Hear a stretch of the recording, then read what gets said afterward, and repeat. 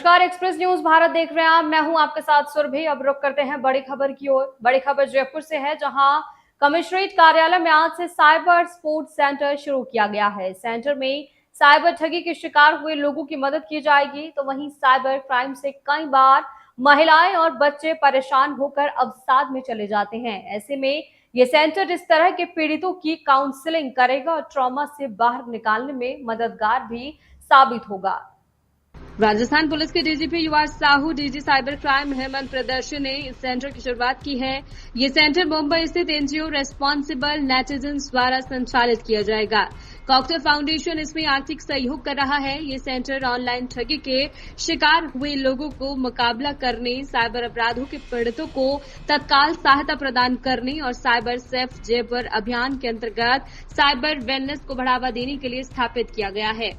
Cyber crime और उससे जुड़े आंकड़ों पर काम कर रही टीम ने बताया है कि साइबर स्पेस का उपयोग करने वाले 3 में से 1 बच्चे को ऑनलाइन बुलिंग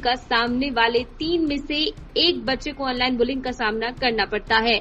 70% बच्चों को साइबर खतरों का हर स्टेज पर सामना करना पड़ता है। साइबर अपराध के 30% मामले महिलाओं को लक्षित करते हैं। एनसीआरबी के आंकड़ों पर नजर डालें तो फाइनेंस साइबर अपराध के मामलों में 24.5% की वृद्धि देखी गई है। अकेले साइबर धोखाधड़ी के कारण 2024 में 2025 में कई करोड़ रुपए से अधिक का नुकसान हुआ है। राजस्थान में हर साल लगभग 3000 साइबर मामले दर्ज किए जा रहे हैं। इसमें 47.25% पैसों में जुड़ा अपराध, 30.16% यूपीआई घोटाले से संबंधित है, 12% सोशल मीडिया से संबंधित है और 11% यौन उत्पीड़न से संबंधित है। साइबर अपराधों के लोगों ने पिछले 3 साल में 1581 करोड़ रुपए गंवा दिए हैं। समय पर हस्तक्षेप के कारण पुलिस 676 करोड़ रुपए होल्ड करा पाई है। साइबर हेल्पलाइन पर साइबर स्टॉकिंग, साइबर बुलिंग और अन्य प्रकार से परेशान किया जाता है। विशेष रूप से महिलाओं के शिकार होने के बारे में हर दिन लगभग 10 से 15 कॉल आ ही जाते हैं। कुछ तो अनजाने में देते हैं, उनको पता नहीं चलता कि भाई ये इसके क्राइम के लिए यूज़ हो रहा है, और कुछ लोग जानबूझ के उसको क्राइम के लिए यूज़ कर रहे हैं।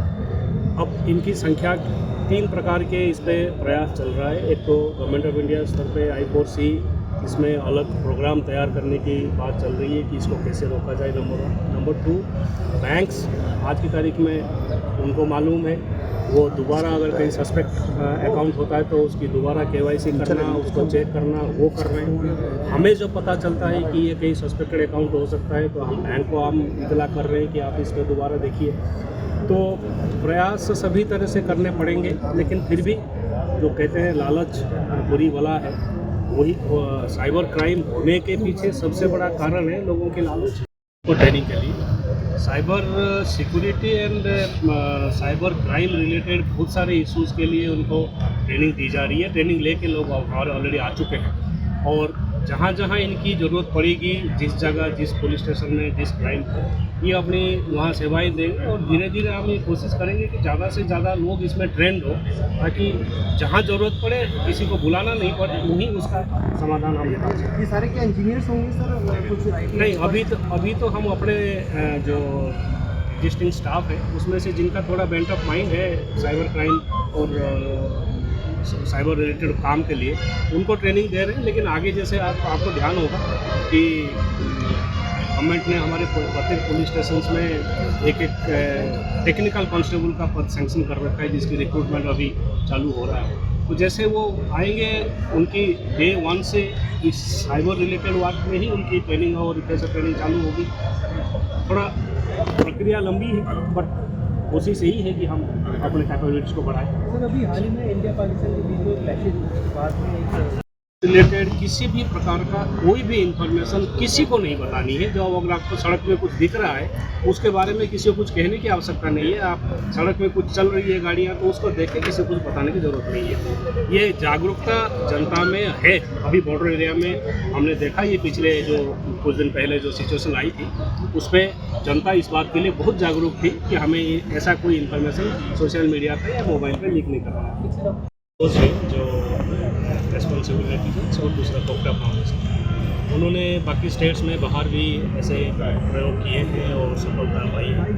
मैं राजस्थान में अभी जयपुर पुलिस ये 3 साल के लिए अपना प्रोजेक्ट यहाँ चलते किया। इस समय इस पीरियड में वो यहाँ जो आने वाले हैं उनका काउंसलिंग करेंगे, विभिन्न स्कूल कॉलेजेस वगैरह में जाके वहाँ भी लोगों को समझाएंगे डिजिटल वेलनेस के लिए, और किसी को कहीं एडिक्शन की बात है तो उसको भी दूर करने की प्रयास करेंगे। तो कुल मिला के एक जो साइबर क्राइम रिलेटेड एक ये इशू पे काफ़ी गैप था कि इस पर कोई काम नहीं हो पा रहा था स्टेट में, ये अच्छी शुरुआत है।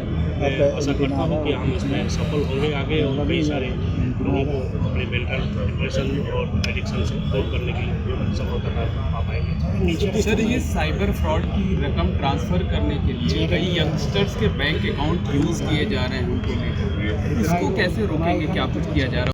यहाँ से कंट्री से बाहर भेजने का प्रक्रिया कई सालों से निर्धारित है, तय है, और उस प्रक्रिया के तहत जो कार्रवाई करनी है वो डिपार्टमेंट अपना नहीं, ऐसा नहीं है, तो रेगुलरली चल रही है और आगे भी चलती रहेगी। जो लीगली कंट्री में नहीं है, इलीगल है, उसको तो देश से बाहर निकालने का नियम कानून बने हुए हैं और वही फॉलो होगा आगे भी।